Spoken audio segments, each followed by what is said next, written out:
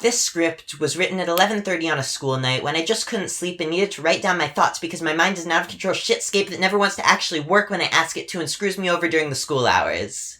But of course, after I've settled into bed, put on some nice calm music and tried to sleep, it turned on and started thinking about compulsive heterosexuality of all things. Hi, and welcome to my therapy session. So I'm 14. I've been in high school for about 6 months and I'm tired.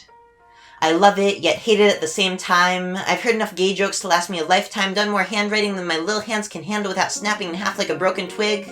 But I love being social. Through the pandemic, I was never social. I didn't really have any friends, and certainly no one I could be vulnerable with.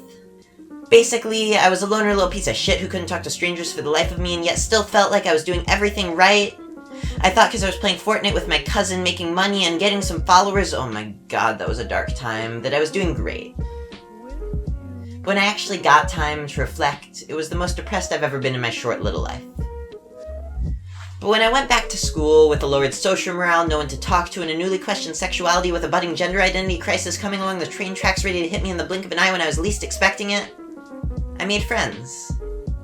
I got a web of people that I was really close to and that I could be vulnerable with, who wouldn't laugh at me for the random crap that comes out of my mouth on a daily basis, and yet, if I started talking about the geopolitical landscape of California and how it affects compulsive heterosexuality in the public school system, they would get tired of me really fast.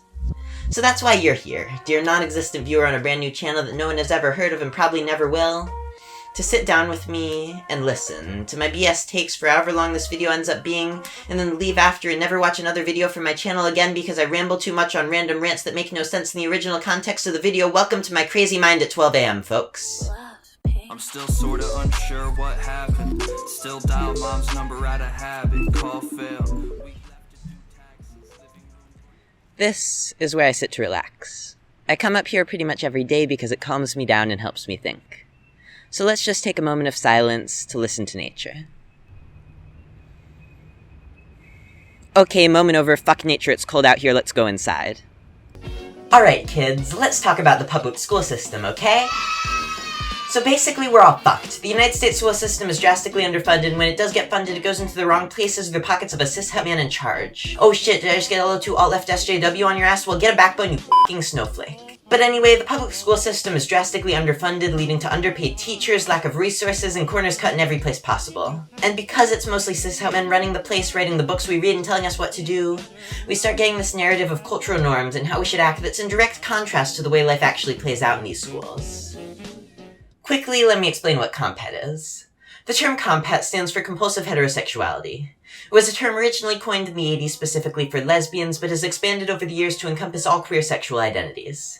It basically just means that culture as a whole believes that heterosexuality is the norm, and anything other than that is weird and gross, which makes queer people believe that too and force themselves into heterosexuality, which delays the process of realizing how actually super gay they are. And nowhere is comphet more prevalent than the media, the internet, TV no, shows. you idiot, school. Now, I live in California, so a lot of people I'm around are going to be a lot more left-leaning than your average political climate. People are a lot more accepting of LGBT identities as a whole, and a lot more people are openly out at school. Of course, there are a good amount of clueless parents and families, but on average, people have more LGBTQ rep than ever in their life.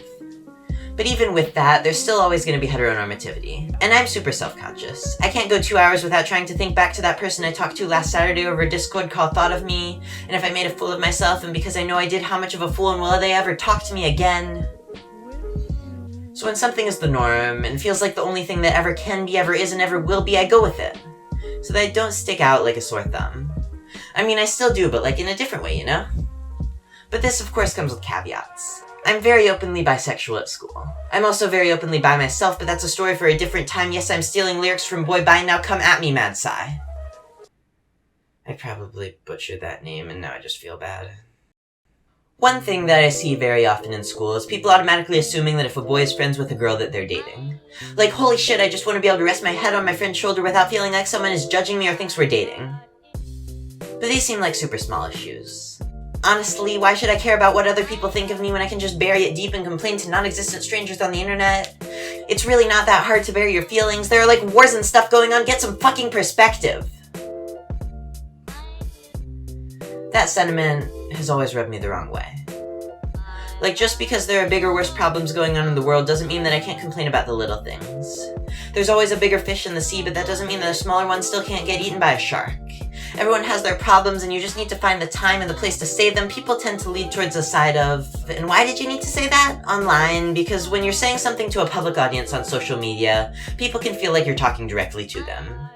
People form parasocial relationships with their favorite creators, and for the love of God, don't do that with me. I don't fucking know you, I don't care about you, I'm a 14-year-old on the internet, not your trauma dump buddy.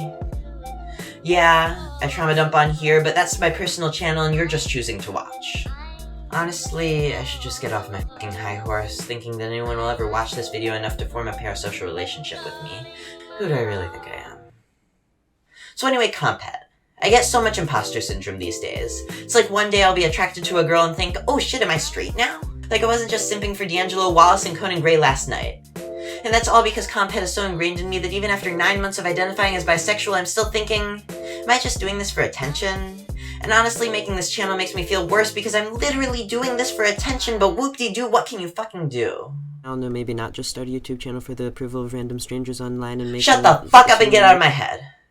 Yeah, I think we're done here. Same time next mental breakdown? If you really want, you can subscribe and follow my socials, I guess. Just don't think I have any real relationship with you. Hello, I don't speak like that. Need pitch black nails on the decline stat. Yeah, feeling like I wobbled down a wormhole. Spent a lot of hours clicking circles. Young 5-digit live from the multi where violence and snide is compulsory. Yeah.